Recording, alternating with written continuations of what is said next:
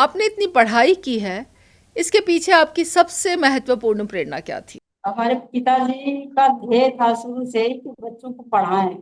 जी। जबकि उस समय मेरे समय में तब पढ़ाने में बड़ा अवरोध रहता रहा होगा कि महिलाओं को, लड़कियों को नहीं पढ़ाना चाहिए। हाँ हाँ। हाँ, लेकिन हमारे मतलब माँ बाप का प्रयास था और उनका संकल्प था कि नहीं, मैं लड़के लड़की सबको पढ़ाऊं। शिक्षा की प्रेरणा कहाँ से मिली आपको? मतलब पढ़ना है, आगे बढ़ना है। शिक्षा की कहाँ से? प्रेरणा तो माँ बाप से मिली और ये मेरे मन में आता था कि मैं समाज के लिए कुछ करूं। मैं देखती थी अगल बगल में किसी के साथ कुछ हो रहा तो मैं उसकी हेल्प करती थी। बहुत अच्छे।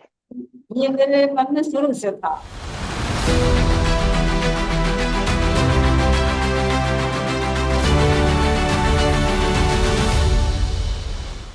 नमस्कार, डायलॉगस में आपका स्वागत है। मैं आपके साथ हूँ प्रीता हरित।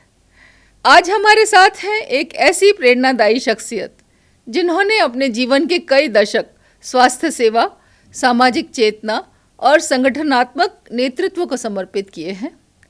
हम बात कर रहे हैं डॉक्टर सत्या दोहरे जी की, जिन्हें हम सत्यवती दोहरे के नाम से भी जानते हैं। उत्तर प्रदेश की राजधानी लखनऊ की निवासी डॉक्टर सत्या दोहरे जी एक वरिष्ठ होम्योपैथिक चिकित्सक हैं। आपने 31 वर्षों तक उत्तर प्रदेश की प्रांतीय होम्योपैथिक चिकित्सा सेवा में चिकित्सा अधिकारी के रूप में सेवा दी है और दिसंबर 2013 में सेवानिवृत्त हुई थी। लेकिन सेवा वहाँ खत्म नहीं हुई। असल में वहीं से शुरू हुई समाज के लिए आपकी यात्रा। डॉक्टर दोहरे जी लगभग 25 वर्षों से भारत रत्न बोधिसत्व बाबा साहेब डॉक्टर भीमराव अंबेडकर महासभा में कोषाध्यक्ष के रूप में कार्यरत हैं और ये कार्य पूरी निष्ठा और निरंतरता से कर रही हैं। इसके साथ ही सत्या जी सत्य सावित्री रघु सुंदरम ट्रस्ट के माध्यम से शहरी और ग्रामीण क्षेत्रों में स्वास्थ्य जागरूकता शिविर, निशुल्क दवाओं का वितरण और गरीबों की चिकित्सा सेवा में निरंतर कर रही हैं। महिलाओं के अधिकार और सशक्तिकरण के क्षेत्र में भी उन्होंने विभिन्न संगठनों से जुड़कर पीड़ित महिलाओं के हक की लड़ाई लड़ी है। दलित ज़कात फाउंडेशन, आधारशिला, अंबेडकर ट्रस्ट ऑफ इंडिया जैसे संगठनों के साथ मिलकर डॉक्टर सत्या सामाजिक कार्यों में सक्रिय भूमिका निभा रही हैं। शिक्षा के क्षेत्र में भी डॉक्टर सत्या का योगदान कम नहीं है। गरीब बच्चों को पढ़ाई के लिए प्रेरित करना, निशुल्क कोचिंग उपलब्ध कराना और आर्थिक सहयोग देना इनका सतत प्रयास रहता है। सन 2003 से डॉक्टर भीमराव अंबेडकर महासभा परिसर में उन्होंने एक धर्मार्थ होम्योपैथिक क्लिनिक की स्थापना की, जिसका उद्घाटन तत्कालीन राज्यपाल श्री विष्णुकांत शास्त्री जी ने किया था। आज तक यह सेवा बिना रुके निरंतर चल रही है।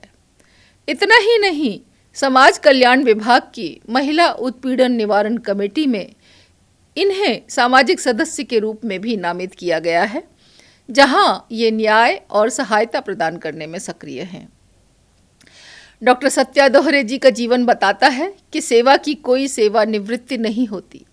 अगर मन में करुणा हो, दृष्टि में बदलाव की ललक हो, तो हर उम्र समाज का निर्माण करती है। डॉक्टर सत्या दोहरे जी, आपको नमस्कार। आपका हमारे चैनल डायलॉगस पर हार्दिक स्वागत है। जय भीम, नमस्कार। जय भीम, नमस्कार। कैसी हैं आप? मैं ठीक हूँ। डॉक्टर सत्या जी, सबसे पहले हम जानना चाहेंगे कि आपका बचपन कैसा रहा? आपके परिवार और परिवेश ने आपको किस तरह से प्रभावित किया? आपने इतनी पढ़ाई की है, इसके पीछे आपकी सबसे महत्वपूर्ण प्रेरणा क्या थी? हमारा बचपन तो एक गांव में बीता, तो कन्नौज का एक कन्नौज जनपद है, वो बीता। तो मेरा बचपन वहाँ बीता। मैं वहीं के मूल निवासी हूँ। जी। हमारे माता पिता किसान, हम्म। और मैं 7 भाई बहन थी। मेरे 6 भाई बड़े मुझसे, मैं सबसे छोटी थी। जी। हमारे पिताजी का ध्येय था शुरू से ही कि बच्चों को पढ़ाएं। जी। जबकि उस समय मेरे समय में तब पढ़ाने में बड़ा अवरोध रहता रहा होगा कि महिलाओं को, लड़कियों को नहीं पढ़ाना चाहिए। हाँ हाँ। हाँ, लेकिन हमारे मतलब माँ बाप का प्रयास था और उनका संकल्प था कि नहीं, मैं लड़के लड़की सबको पढ़ाऊं। बहुत अच्छे। और मैं पढ़ी। भाई मेरे हाँ, सभी पढ़े लिखे हैं, तीन चार मतलब सभी जॉब में भी आए हैं। बहुत अच्छे। और मैं भी मेडिकल ऑफिसर की पोस्ट हम्म। तक पहुंची। मेरे इससे बड़े भाई वो भी मतलब मेरे साथ ही पढ़े हुए मेडिकल में, और मेडिकल ऑफिसर वो भी बने थे। आपकी प्रेरणा क्या रही? तो मुझे मतलब शुरू से ये था, पहले तो पढ़ के कुछ समाज के लिए करेंगे, लेकिन बाद में हमारी मदर की कॉलेरा में डेथ हो गई, तो मुझे लगा कि नहीं, मुझे डॉक्टर भी बनना। बहुत अच्छे। तो मैं डॉक्टरी के क्षेत्र में आई कि मतलब मरीजों का भी कुछ संभाला कर सके, किसी का कुछ रोग बहुत अच्छे। निवारण कर सके, तो ये मेरे लिए अच्छी बात तो आपने इतनी जो शिक्षा ली, इतनी जो शिक्षा ग्रहण की, बचपन से आप पढ़ी, तो कहाँ से आपको वो शिक्षा की प्रेरणा कहाँ से मिली आपको? मतलब पढ़ना है, आगे बढ़ना है, है। शिक्षा की कहाँ से? प्रेरणा तो माँ बाप से मिली, और ये मेरे मन में आता था कि मैं समाज के लिए कुछ करूं। अच्छा, बहुत अच्छे।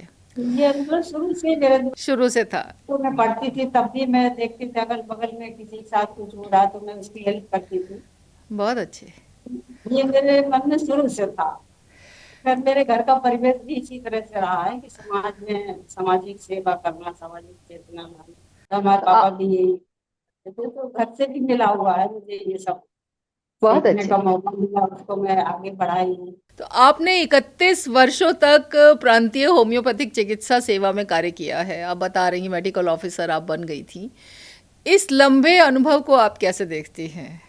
चिकित्सा अधिकारी के रूप में आपको किन किन चुनौतियों और अनुभवों का सामना करना पड़ा था? मतलब किस तरह से आप अपने इस 31 वर्षों के काल को देखती हैं, जब आपने चुनौतियां भी देखी होंगी, परेशानियां भी देखी होंगी, मरीजों का इलाज भी करना होगा, तो उसके बारे में थोड़ा हमारे दर्शकों से आप बताइए।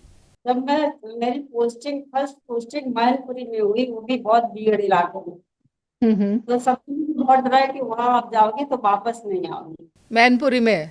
डाकुओं का डाकुओं का क्षेत्र था। क्षेत्र था। अच्छा, अच्छा, अच्छा। लेकिन मैं मतलब गई वहां, ज्वाइन किया। हम्म। बट वहां का मुझे माहौल और डर नहीं था किसी बात का। हम्म। बट वहाँ मतलब जो डाकू थे उनकी वजह से मरीज ही नहीं आते थे। जब मरीज नहीं आएंगे तो मेरा वहाँ होना ना होना बेकार है।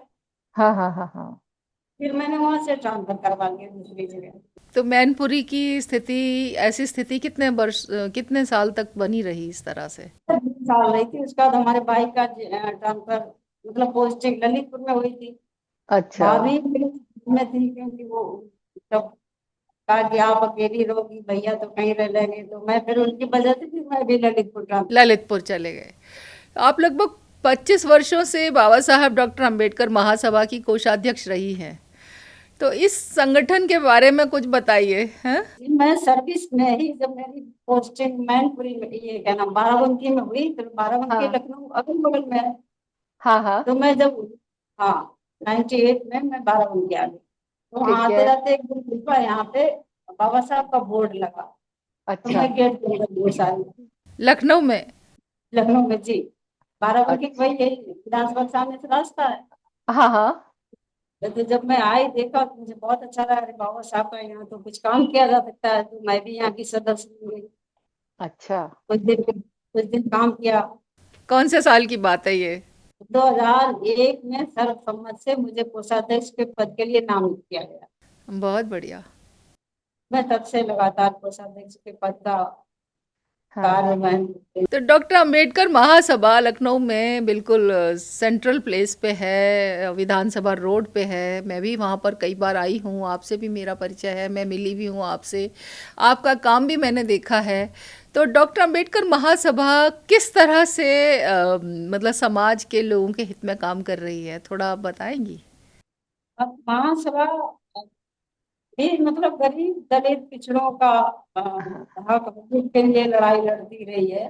जी। जहाँ कहीं कोई घटना होती थी तो वहाँ हमारी एक टीम बनाई गई थी, हम्म। जांच कमेटी का। तो हम्म। फैक्ट फाइंडिंग जाने के लिए उस टीम पे मैं भी थी, तो जिलों जिलों में जाती थी, जहाँ कोई घटना होती थी उसको देखते थे, हम्म। बाकायदा पूरा सर्वेक्षण करते थे, फिर हम्म। सरकार के संज्ञान में लाके उनको न्याय दिलाते थे। तो ये काम महासभा का है। और भी हाँ कोई आया कहीं से तो उसको जो सहायता चाहिए होती, वो सहायता उसको मिलती है, मतलब जी। चाहे शासन से हो, सत्ता से हो, तो मतलब उनकी आवाज वहां तक पहुंचाई जाती है महासभा के थ्रू, और उनको न्याय हाँ। दिलाया। बहुत अच्छे। अंबेडकर महासभा में बाबा साहब डॉक्टर अंबेडकर की पवित्र अस्थियां भी रखी हुई हैं, जिनका दर्शन करने के लिए बहुत दूर दूर से लोग आते हैं। मैं भी आई हूँ। अभी पिछले दिनों उन अस्थियों को वहाँ से हटा करके एक बहुत बड़ा एक कम्युनिटी सेंटर, एक सांस्कृतिक कला केंद्र बन रहा है डॉक्टर अंबेडकर के नाम से।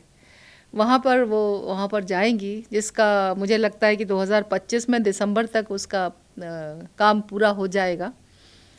तो डॉक्टर अंबेडकर महासभा पूरी वहाँ पर मूव हो जाएगी, पूरी वहाँ चली जाएगी, या सिर्फ अस्थियाँ ही वहाँ? हाँ, नहीं, ऐसा नहीं मैम। महासभा में बाबा साहब का अष्ट कलश रखा है, माई साहब लेके आए, बाबा साहब की पत्नी है वही लेके आए थे। वही लेकर आई थी जी।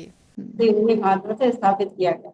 हम्म, अब ये एक दर्शनीय स्थल हो गया है, एक तरह हम्म, से हमारा काबा काशी है अम्बेडकर बिल महासभा। बहुत अच्छे, बहुत अच्छे। तो यहाँ पे जो जैसे मंदिर को नहीं हटाया जा सकता, तो ये भी एक तरह से मंदिर है, तो इसको अस्थियां कैसे हटाई जा सकती? तो मतलब ओ सरकार की हिंसा थी, लेकिन हम लोग उसका पुरजोर विरोध करते हैं और हम लोग ओ यहाँ से अस्थियां, लेकिन जो बन रहा है वो सरकारी है और बाबा साहब के नाम से बनाया, बाबा साहब के लिए बनाया, ये बहुत अच्छी बात, सरकार की हम प्रशंसा करते हैं। बट यहाँ हम्म, से अस्थियां वहां ट्रांसफर नहीं हुई है। अच्छा अच्छा, मतलब ऐसा अपना अपना जो संगठन है ऐसा चाहता है कि अस्थियां यहीं रहें। संगठन भी चाहता है और समाज भी चाहता है। समाज भी चाहता है। अच्छा अच्छा। ना अस्थियां ना चाहें, इसके लिए समाज भी खड़ा हो हम्म, कि अस्थियां कैसे नहीं जाने। जी जी। डॉक्टर सत्या जी, एक महिला कोषाध्यक्ष के नाते आप संगठन में जो जिम्मेदारी निभा रही हैं, लगभग पिछले 25 वर्षों से आप कोषाध्यक्ष की जिम्मेदारी निभा रही हैं, तो ज़रूर आपके काम काज में कोई ऐसी विशेष बात रही होगी, क्योंकि कोषाध्यक्ष की जिम्मेदारी निभाना कोई आसान काम तो होता नहीं है। बहुत ईमानदारी, बहुत अकाउंटेबिलिटी, बहुत जिम्मेदारी वाला काम है। तो इसमें आपने क्या क्या चुनौतियां का सामना किया? इसमें बहुत सारी चुनौतियां आती हैं, पैसा नहीं है, फंडिंग नहीं है, मतलब कहीं हम्म, फंडिंग होती नहीं है। अगर हम्म, पैसा नहीं है तो जो भी आता है उसके तो पैसे का अभाव रहता है, और हम्म, उस अभाव को काफी कुछ मैं अपने तरफ से मैनेज कर लेती हूँ। पैसा नहीं है, काम कराना है तो मैंने करा लिया। तो अच्छा इसलिए अच्छा। भी शायद इसलिए आप काफ़ी पॉपुलर कोषाध्यक्ष हैं। अब जो भी संगठन बनाता मुझे अपना कोषाध्यक्ष बनाना चाहता, भैया मैंने कहा मैं कितनी जगह संभालूं कोषाध्यक्ष। नहीं नहीं आपने तो देखिए, आपने तो सत्य सावित्री रघु सुंदरम ट्रस्ट के माध्यम से भी बहुत से स्वास्थ्य कैंप लगाए हैं, दवाइयाँ बांटी हैं, और ये काम आप बहुत लंबे समय से कर रही हैं। ये काम कैसे प्रारंभ हुआ? ये भी जब मैंने मतलब मेडिकल में तो थी, जब सर्विस हाँ में थी तो नहीं हो पा रहा था, लेकिन जब मैं फ्री हो गई तो जी। मैंने कहा गांव देहात में भी जा जाके अब भी हम मुझे अपनी सेवाएं देना चाहिए, तो मैं जी कैंपिंग करने लगी। मैंने ट्रस्ट बनाया, इसके थ्रू मैं कैंपिंग करती हूँ। कैंपिंग के साथ साथ गाँव में मैंने अपने गाँव में देखा, जी कौन जो गरीब बच्चे हैं वो सरकारी स्कूलों में बहुत अच्छी पढ़ाई नहीं होती, जो अच्छे जिनके पास पैसा उन्होंने ट्यूशन लगा लिया, गरीब बच्चे हाँ बेचारे थे। तो हाँ। मैंने एक कोचिंग सेंटर डाला था अपने पैसे से। अच्छा अच्छा अच्छा, बहुत अच्छे। और जो गरीब बच्चे हैं हमने कहा इसमें निःशुल्क पढ़ाया जाएगा उनसे, और मैंने काफी काफी किताबें वगैरह सब मैं व्यवस्था कर देती थी, तो दे देती थी। तो और शिक्ष वैसे भी जी, हाँ जी बोलिए ना। हाँ लड़के भी मुझे जहाँ कहीं पता चलता कोई गरीब बच्चा है और पढ़ने में बहुत अच्छा है लेकिन आगे नहीं जा पा रहा, तो उससे हाँ। जितना हो सकता है मैं आर्थिक मदद भी कर देती हूँ उसकी, चलो भैया तुम पढ़ के आगे निकलो, समाज में कुछ तो भला हो। 2003 से जो आप ये धर्मार्थ क्लिनिक चला रही हैं अम्बेडकर महासभा में, ये कार्य भी आप अनवरत रूप से कर रही हैं।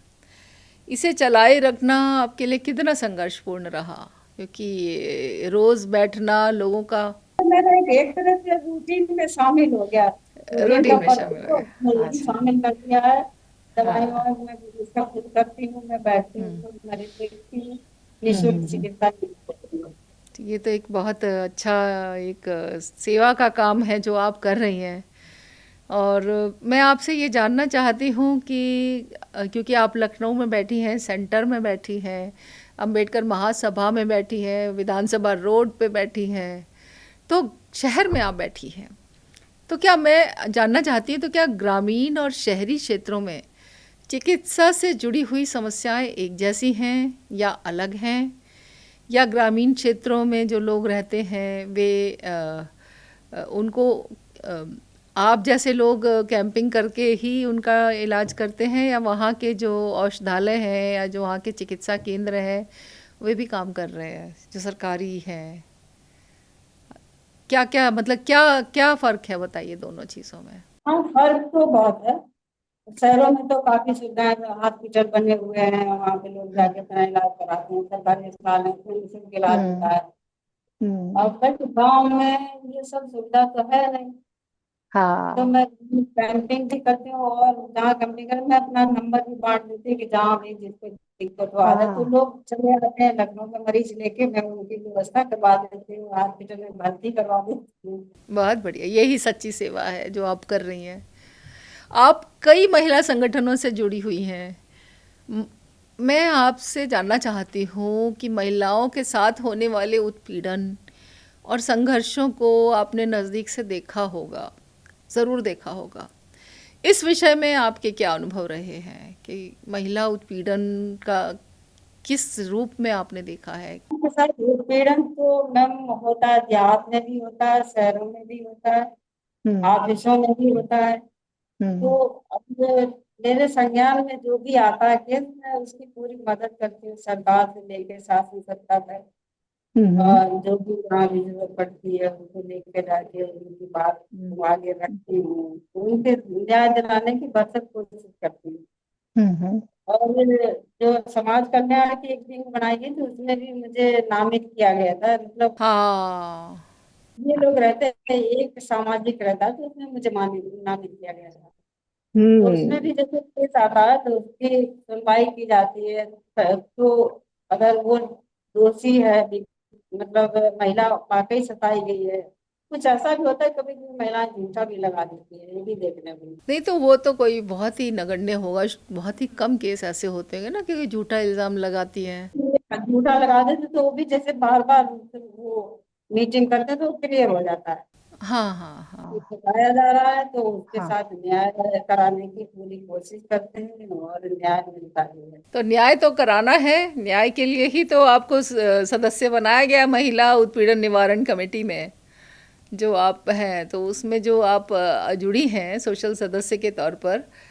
तो ये तो अब आपकी जिम्मेदारी भी बन जाती है कि सही को सही और गलत को गलत बताना है, और दोषी को अ, दोषी को कानूनी तौर पर जो सज़ा है वो दिलवानी है, और उत्पीड़न की शिकार महिला को न सिर्फ उत्पीड़न से मुक्ति दिलानी है बल्कि उसका जो स्वाभिमान है, जो उसका सामाजिक सम्मान है, वो भी बरकरार रहे, उसके लिए काम करना है। तो ऐसी महिलाओं को, हाँ, मनोबल न टूटे उसका।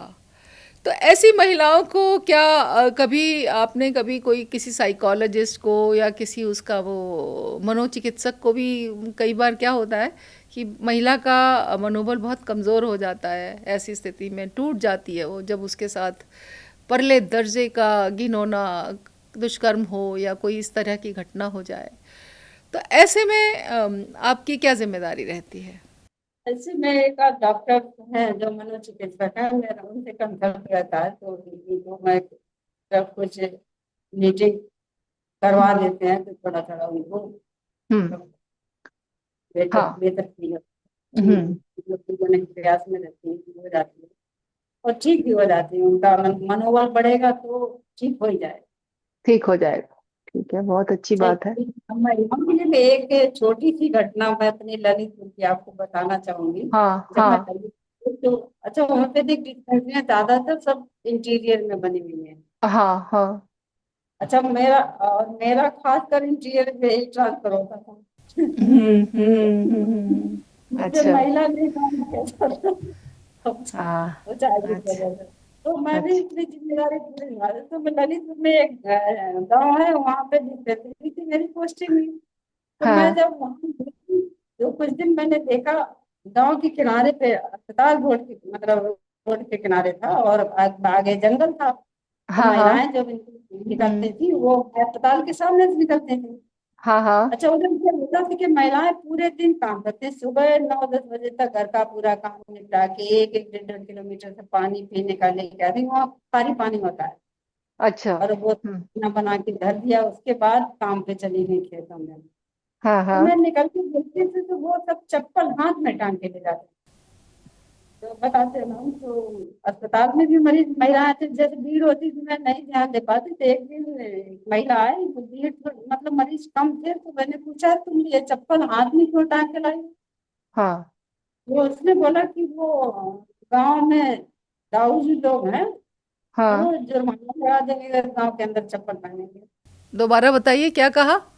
कहा कि जो दाऊ जी लोग हैं, मतलब वहाँ के जो सामंती लोग हैं, जी। वो जुर्माना लगा देंगे अगर गांव के अंदर चप्पल। ये ललितपुर की बात है। ललितपुर की बात है। ये कौन से साल की बात है। ये है 86 की। तो फिर आपने क्या किया, फिर क्या कहा आपने। तो वहाँ का प्रधान जो था वो जैन था, हम्म। तो मैंने 1-2 मीटिंग उससे की, पहले तो ये भी मीटिंग की, प्रधान जी आप बहुत अच्छे हैं, 1-2 बार बुलाया, हाँ आपका हाँ। काम बहुत अच्छा है। फिर मैंने अच्छा। कहा कि प्रधान जी आपका जाने अनजाने आपसे कोई अपराध हो रहा है।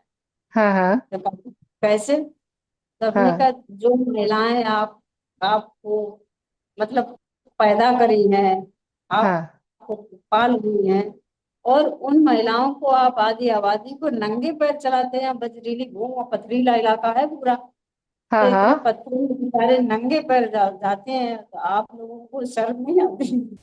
अच्छा, तो फिर क्या कहा उन्होंने। तो उन्होंने कहा कि नहीं ये तो यहाँ की प्रथा, हमने प्रथा कोई हमेशा की थोड़ी होती है, देखिए। प्रथाएं बनती टूटती हैं, तो हाँ कम से हाँ। कम आपके द्वारा ये नेक काम हो जाएगा, महिलाएं चप्पल गांव के अंदर पहनने लगेंगी, गांव के बाहर पहन के निकलेंगी, तो ये सब अच्छा। आपको दुआएं देंगी। हाँ। तो फिर समझ में आया कि अच्छा ठीक आप कह रहे हैं तो मैं इस पे गौर करूंगा। हमने कहा गौर करूंगा नहीं, इसको आप करिए। बहुत अच्छे। फिर खैर प्रधान जी ने और भी जो सामंती लोग थे आपस में मीटिंग वीटिंग कर करा के ठीक फिर है। वो तो मेरी बात मान लिया गया, तो मुझे बड़ा सुकून मिला कि चलो महिलाओं को चलिए। थोड़ी सी राहत मिली। ये तो पहली बार मैं ये बात जान रही हूँ कि गांव में महिलाओं को अपने जो दाऊजी हैं, मतलब जो सामंती लोग हैं, उनके सामने चप्पल पहनकर चलने का अधिकार नहीं था। पहली बार। अच्छा, इसमें कोई जाति का भी कुछ ऐसा कोई रोल था कि किसी फला जाति की महिला। मतलब महिलाएं चप्पल नहीं पहन सकती तो जात का है? सारी महिलाएं किसी भी जाति की हों चाहे। नहीं नहीं, जो मतलब दो जातियों को छोड़ दो जातियों को छोड़ के। अच्छा अच्छा। ओ, बात की। अच्छा, वहां पे पहनावा भी ऐसा था जो जी। कपड़ों से पहचाना जा सकता था कि किस वर्ग की महिला होगी। अच्छा, वो बताइए ज़रा उसके बारे में। तो वहां पे साड़ी जो होती थी सफेद, हरा, नीला, लाल, हाँ हाँ। तो जिसका बॉर्डर नीला होता था वो सब एससी के मान लो, जिसका ओ। बॉर्डर तो वो एससी की होगी, हाँ हाँ। जिसका हरा होगा वो बीसी की होगी, हाँ और हाँ। जिसका नीला होगा वो सब। जो लाल होता था वो सवर्ण होती थी। हाँ वो सब है। तो अच्छा उनको कलरफुल भी पहनने के मतलब छूट थी, बाकी अच्छा। एससी और बीसी को कलर कपड़े मतलब प्रिंटेड कपड़े पहनने की आजादी नहीं। और जो कहते हैं ना कि हमारे भारतीय समाज में कि सफ़ेद साड़ी तो सिर्फ पहले के वक्तों में, आज नहीं, आज तो ये सब ये प्रथाएं हैं, ये इतिहास की प्रथाएं हैं कि विधवा सफ़ेद वस्त्र विधवा का वस्त्र होता था। तो कोई भी महिला जिसका पति जीवित हो वो सफ़ेद वस्त्र नहीं धारण करना चाहती थी। वहां पे सफेद वस्त्र जो विधु होती थी वो बिना बिना किनारे की साड़ी पहनती, ओ। उसका बॉर्डर नहीं होता था। अच्छा, और एससी की महिलाएं सफ़ेद धोती नीले किनारी की। नीला किनारी, हरा किनारी। हरा किनारी बीसी की महिलाएं। तो ये कौन कौन से क्षेत्रों में था, कौन कौन से जिलों में था, यदि आप हमारे मैं साथ। मैं 3 साल वहां पे अपने 5 साल में रही हूँ, एक ही डिस्पेंसरी पे रही हूँ उसी गांव हाँ में। हाँ। तो वहां पे मुझे बहुत अच्छा पता चला, उसके बाद इधर उधर थोड़ा बहुत इधर उधर जाके भी देखा तो यही पता चला। तो काफी बड़े क्षेत्र में फैला हुआ था ये जो प्रथा है काफी। मतलब ये चप्पल वाला सिस्टम अब भी शायद कहीं कहीं चल रहा है, क्योंकि एक दिन मैं पेपर में पढ़ रही थी, फोटो दिया हुआ था महिलाएं चप्पल पकड़ के जा रही। बुंदेलखंड में, ललितपुर में। ललितपुर बुंदेलखंड, ललितपुर का ही वो भी घटना है, तो ललितपुर यूपी का सबसे पिछड़ा इलाका। वहाँ पानी भी खा रहा है, आप बता रही हैं पानी की कमी है बुंदेलखंड में, आज भी क्या पानी की कमी है क्या? पानी की कमी है, अब तो खैर एक नहर, मेरे समय में एक नहर बन रही थी, आजाद नहर, नहर बन रही सात है जी। आजाद नहर, तो वो जी। बन गई, तो सिंचाई का साधन हो गया। तो पानी की कमी नहीं है, पीने पीने के पानी की कमी है शायद। मीठा पानी नहीं, खारा पानी है। मीठा। मीठा पानी नहीं है। मीठा पानी स्रोत है बहुत दूर, 1-1 किलोमीटर, 2-2 किलोमीटर, तो वहां से महिलाएं अपना लाना। तो जब वो पानी लेने को जाती हैं तो चप्पल उतार के जाती हैं, मतलब चप्पल हाथ में लेकर जाती हैं? हाँ, मतलब गांव में चप्पल उतार जाएंगे, गांव के बाहर निकल जाएंगी तब चप्पल अच्छा। हाथ में टांग के ले जाती है। और वही साड़ी, वही नीली किनारी की और हरी किनारी की? हाँ, वही काली नीली हरी लाल। अ- अब तो शायद ये ठीक हो जानी चाहिए, क्योंकि ये तो एक बहुत सामान्य सी बात है जो नहीं होनी चाहिए, होनी नहीं चाहिए ऐसी चीज़ें। महिलाएं चप्पल भी ना हाथ में लेके चलें, चप्पल की जगह पैरों में है तो पैरों में पहन के चलें। खास तौर पे पथरीली ज़मीन पर चलें, कील है, कांटा है, कुछ चुभ जाए, वो बेचारी सारा काम संभालती हैं, घर का, बाहर का, इस देश की आधी आबादी है, तो उनके साथ भी न्याय होना ज़रूरी है। और आपने, जी, आपने महिला जो उत्पीड़न की जो निवारण समिति थी उसकी बतौर सदस्य आपने जो काम वहाँ किया, जो उन लोगों को समझाया और वहाँ उस गांव की महिलाओं को चप्पल पहनने का जो अधिकार दिलाया, उसके लिए आप प्रशंसा की पात्र हैं डॉक्टर सत्या जी। आपने गरीब बच्चों की शिक्षा के लिए कोचिंग और आर्थिक सहयोग का जो प्रयास किया, वह भी अपने आप में अनुकरणीय है। ये इसकी शुरुआत कैसे हुई? शुरुआत मन में एक मतलब चलता रहा कि मैं मदद करूं, बाबा साहब का मिशन था कि भाई सभी को पढ़ना चाहिए, पढ़ाई के बिना कुछ नहीं, तो मुझे भी लगा कि नहीं नहीं, हाँ पढ़ना चाहिए। अब हम्म। जिनके सक्षम है वो तो पढ़ा ले रहे हैं, जो गरीब हम्म। होते हैं वो नहीं पढ़ा पाते। आज भी हमारी संस्था अम्बेडकर ट्रस्ट ऑफ इंडिया है, हम्म। हम्म। और तो उसके तहत मैं उसमें भी सदस्य हूँ। जी। तो उसमें से जो गरीब बच्चे हैं, जैसे नीट में हम्म। या मतलब मेडिकल और इंजीनियरिंग में सिलेक्शन हो गया, हम्म। एंट्रेंस एग्जाम पास कर लिए हैं, लेकिन उनके पास पैसा नहीं है एडमिशन हाँ। लेने के लिए। जी। इतने गरीब रिक्शा कर रहे हैं, खेतिहर मजदूर है, तो उनके पास 20-30 हजार रुपए नहीं होता है इकट्ठा। हम्म। ऐसे बच्चों को अगर शिकायत मिलती है तो उसको मतलब पहले तो जांच करा लेते हैं कि वाकई गरीब है कि नहीं, अच्छा। और अगर गरीब है तो हमारी संस्था से उनको पूरी पढ़ाई का हम्म। पूरा खर्चा दिया जाता है, पूरी फीस दी जाती है। सिर्फ एक ये मतलब लोगों के बीच में पैक्ट हो जाता है कि जब आप पढ़ के निकलोगे और नौकरी लग जाए, हम्म। तब आप पैसे का पैसा वापस कर दीजिएगा और संस्था और ट्रस्ट के मेंबर बन जाइएगा। हम्म। ये पैक्ट। आज की युवा पीढ़ी को आप क्या सलाह देना चाहेंगी? क्योंकि अभी आपने बाबा साहब की बात की, तो मैं जानना चाहती हूँ कि आज की युवा पीढ़ी को, विशेष तौर पे दलित समाज से आने वाले विद्यार्थियों को, आप क्या मार्गदर्शन देना चाहेंगी? हम उनके लिए भी यही कहना चाह रहे हैं कि भाई देखो, आप आगे निकल जाओ बहुत अच्छा है, लेकिन अपने पीछे भी देखो, पीछे वालों को भी खींचने का काम करो, उन्हें भी मोटिवेट करो, उनकी भी मदद करो कि वो भी आगे आ पाए। बहुत अच्छा। पढ़ाई बहुत जरूरी है, खाना चाहे एक टाइम खाया जाए, लेकिन पढ़ना जरूरी। पढ़ना ज़्यादा ज़रूरी है, बिल्कुल।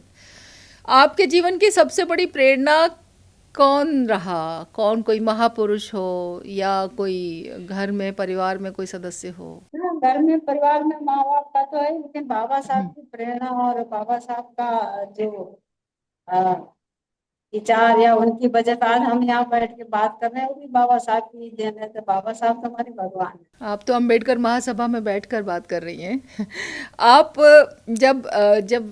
क्योंकि आप एक लंबे अरसे से अनवरत कार्य कर रही हैं, बिना रुके हुए, आप मैनपुरी गईं, आप ललितपुर गईं, आपने और भी जगह पर काम किया, आपने महिलाओं के लिए अधिकार, एक सामान्य से अधिकार, चप्पल पहनने के अधिकार के लिए आपने लड़ाई लड़ी, उनके रंगों के लिए आपने लड़ाई लड़ी। तो जब आप थकती हैं या आप निराश होती हैं तो आपको क्या ऊर्जा देता है?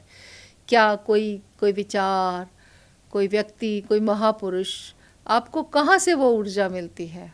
नहीं मैम, अगर मतलब हमारे हमारा प्रयास सफल हो जाता है तो बहुत खुशी होती है। बहुत खुशी होती है। अगर प्रयास सफल नहीं हो पा रहा है तो हम्म मैं फिर उस पर मंथन करती हूँ कि आखिर मैं फेल कहाँ हूँ। हम्म। मैं दोबारा फिर प्रयास करती हूँ कि नहीं नहीं, इसको आगे बढ़ना चाहिए। बहुत अच्छे। आपके अनुसार डॉक्टर अंबेडकर के विचार आज के समाज में कितने प्रासंगिक हैं? आप डॉक्टर अम्बेडकर के विचार तो 100% प्रासंगिक है। उनके नाम पर बहुत सारी राजनीति हो रही है, हर राजनीतिक पार्टी उनका फोटो लेकर चलती है, सब लोग जय भीम का नारा लगाते हैं। आपको लगता है कि डॉक्टर अंबेडकर का व्यक्तित्व सिर्फ इतने छोटे से कटघरे में रख दिया जाए कि उनका राजनीतिक एक उनकी राजनीति हो उनके नाम से, जबकि वे सामाजिक और आर्थिक और महिलाओं के लिए उन्होंने बहुत काम किया। वो एक बहुत बड़े दृष्टा थे, एक युग दृष्टा थे।